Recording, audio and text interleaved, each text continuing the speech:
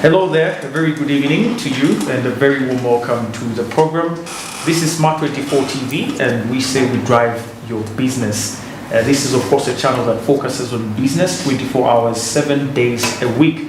You can catch us live on GoTV channel 394 and DSTV channel 372. But as well, if you want to be a part of the show, you can go to our YouTube channel and that is at Smart24 TV Live and get to the comment section where you can give us feedback. Or you can actually do that through our Twitter handle, that is at Smart24TV. Definitely we'll be very glad to have you give us feedback. This is the point where we analyze economic policies and we get to bring discussions out of the boardrooms into, of course, this platform where we get to discuss what do you think could be done to change policies in order to influence economic growth here in Uganda, but also overall in East Africa and in Africa as a continent. Now, currently, when you look into what's happening around the real estate business, transportation, and so on, there's been a lot of influence of technology and other forms of communication. And with the development of information and communication technologies, the smart city concept has been emerging as a critical phenomenon in urban development. According to a report released in May in 2018 by UN Habitat titled The State of African Cities 2018, the Geography of African Investment, over 55% of the world's population today, that was then, lives in urban areas, a proportion that is expected to grow to at least 68% in the next couple of decades, up to 2050. And with 90% of this taking place in Asia and in Africa in particular. Now, this of course shows that there is a trend that is growing in terms of rural-urban migration, and the number of people in the city has increased. But have the cities been organized to handle these numbers? We see a lot of traffic jam in our cities, we see a lot of congestion in our residential areas. How can we plan better? How can we use technology to be able to plan for the numbers, especially in the cities? Now, today joining me to discuss the sustainable and inclusive smart ecosystem is none other than Mr. Vincent Agaba, who is a real estate expert. We've had him here before on the show, and he's a very interesting gentleman when it comes to real estate business and, of course, matters concerning planning as well. We also have Dr. Derek, who is a lecturer of physical planning at Makerere University, joining us as well for the second time here on the show. You're most welcome, gentlemen, to the show. Thank you. Yes, I'll start with you, Mr. Agaba. How was your holiday? I know we've not seen each other for a very long time, and it's 2023. Yes. So far, how is business in the real estate world, if I can say, in 2023? Yeah, thank you very much. And of course, we are always happy to be invited to Smart24. Of course, the holiday was fine. We're already a half or a quarter into the year. Soon it will be Easter. Yeah. And before you know it will be Christmas. 2023 will be gone. Yes. So real estate has, of course, as usual, been around. And as we always say that real estate and housing is a basic need. All of us, we need a roof on our head, and we work most of our time throughout our life for that home, for that place we call a home. So it is that type of sector that with all the troubles, people just shelve everything else and focus on shelter. So in principle, you can see a lot of construction going on. You can see a lot of course, developments. But of course, we have always said there is a gap between what is being developed and where the demand actually is. So the issue is, how do you supply and demand meet at a certain point to ensure that Ugandans and East Africans have a home that is affordable, that is within their means.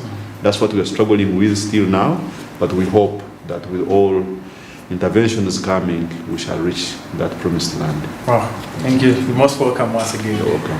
Dr. Derek, how has your year been so far? I know you have a very busy time around graduation when students are going out of university, and now after all, there's another new batch of students. But generally speaking, how has your year been, 2023 so far? Thank you so much for inviting us here once again. We discuss pertinent issues, especially in the urban sector. The year has been good so far. I can say that in the academic world, especially in Makerere University, where I am based, everything is going on well, despite the effects of COVID. We had a successful semester, which ended very well. We had exams were done very well, and the results are out in most of the schools and departments, and we are now in the second semester. And we hope that by the end, when this semester ends, then the next academic year is going to start on schedule as it used to be originally. Yeah. Wow, interesting. Very, very wonderful to have you once again, Dr. Derek, on the show. Now, let's start first of all with breaking the topic down, because we want to relate this topic with what's happening in our current situation. Now, from my sources, a smart urban ecosystem could refer to a city or community that leverages technology and data-driven solutions in order to improve its overall efficiency, sustainability, and livability. In other words, it involves integrating different systems that include transportation, energy, mobility, water, waste management, and communication to create a seamless sort of interconnected network, yes, where everything is connected, but it's working in harmony. Okay, it's working in harmony. So I would like to get your side on what you think the definition of a smart urban ecosystem is, and whether it is actually relevant to Uganda. As Ugandans, do we need it, or it's something actually far-fetched? I'll start with you, Doctor. That's a hard one, especially when you start with the words, do you need it? Yes. Because when you talk about a smart city, we are talking about 4, 5, even 6 things. Number one, there has to be a smart economy. But of course, what is confusing people is the fact that when we say smart, then we are moving into digital, current technologies, to be the one running or controlling what is going on. Number two, it is smart mobility, transportation. To simplify it to our viewers, it's like if I order an Uber or safe border, from the smart point of view, then I am on the right track. So I can be at home and I order a safe border. And say border. But I can order for it and to find me where I am. Then, the other one is the smart environment. A little complicated because it's hard to know how to make, for example, the natural environment smart. Yes. But a smart environment. So you must have environmental initiatives that are smart oriented. It's even possible anyway, it's not that it is complicated.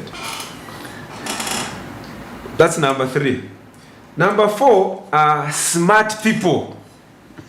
Okay. The last time we were here, we talked about mindset, we talked about the city belongs to people. So the city or an urban center must have smart people. Number 5 is to do with him, my friend here, Vincent. Smart living, the living environment.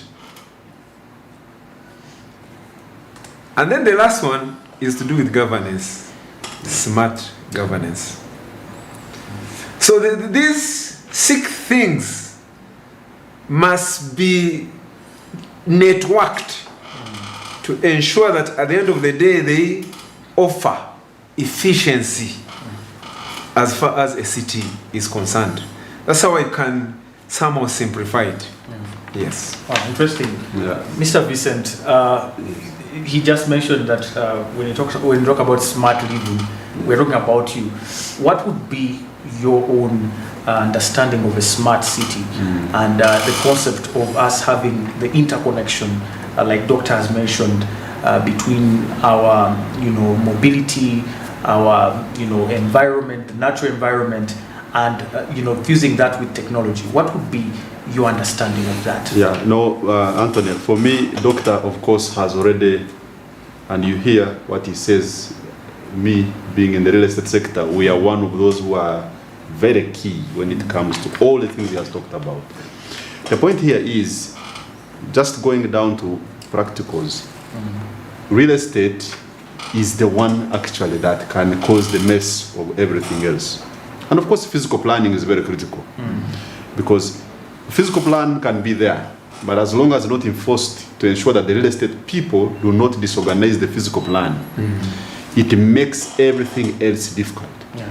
So what I would like to say here, the smart buildings which is talking about is, in my view, are the buildings that speak to the rest of the other things. The sanitation, for example. We are talking about that most of the roads that are within the cities, 40% of those roads rotate around buildings. If you look at infrastructure roads, 40%. Is it 40? No, let's say 60%. Actually, the biggest roads which we have in Kampala are connecting homes to homes, shopping centers, to schools, to hospitals. That is all real estate. Sometimes when we talk about real estate, we tend to think about only houses. We're talking also about a hospital.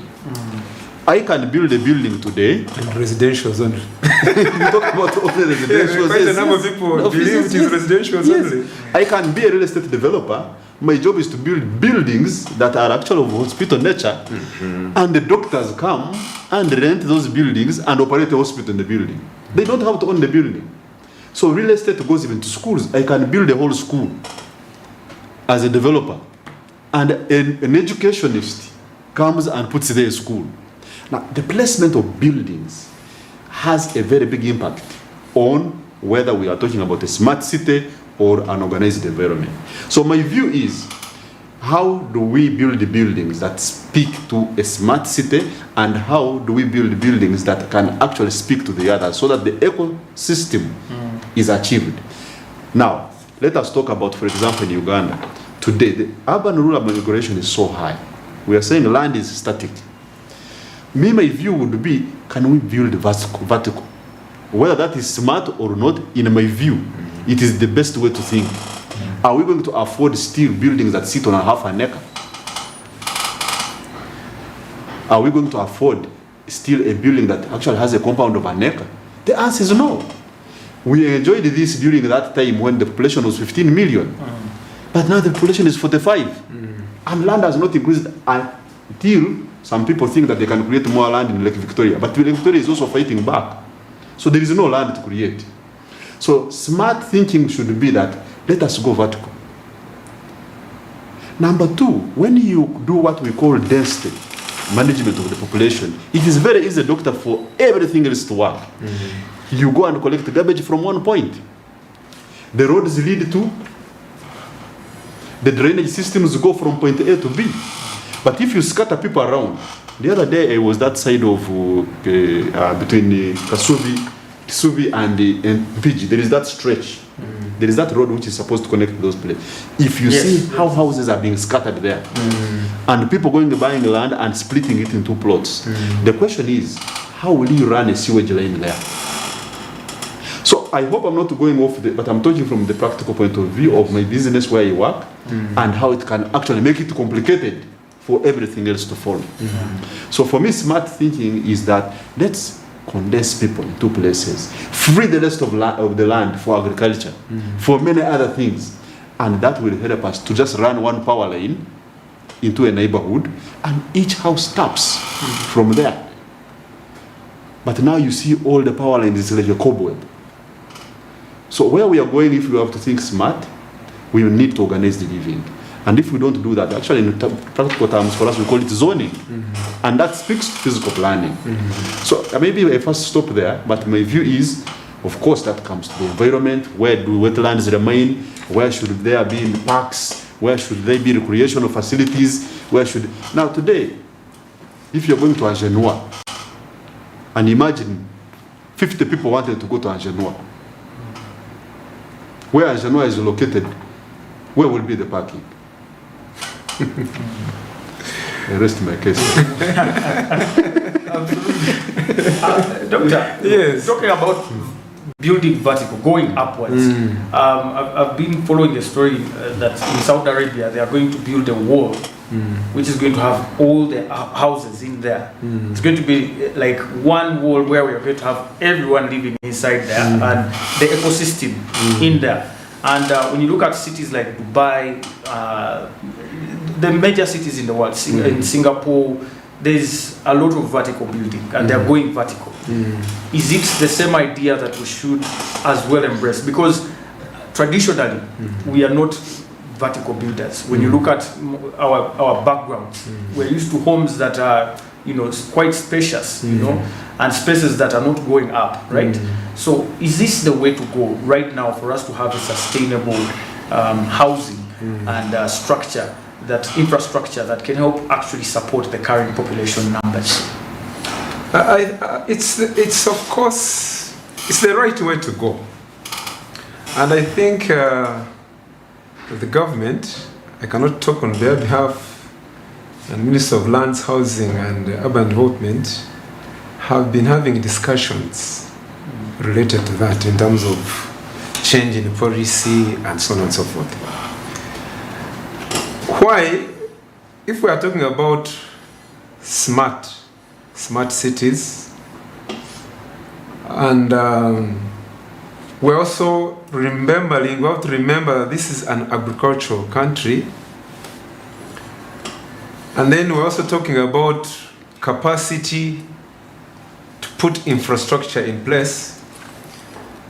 Then you'd rather think about having smaller urban centers. You'd rather think about having smaller neighborhoods. You'd rather have neighborhoods whose densities are high. And that demands that we have to go vertical. And I would personally support that. But of course we still have challenges as a country in terms of things like cost of building materials. That's what part of the things that people fear. If I want to provide, like I'm in his sector, I want to build going vertical, what will be the cost of the buildings? But we are not supposed to allow Kampala to continue expanding the way they want.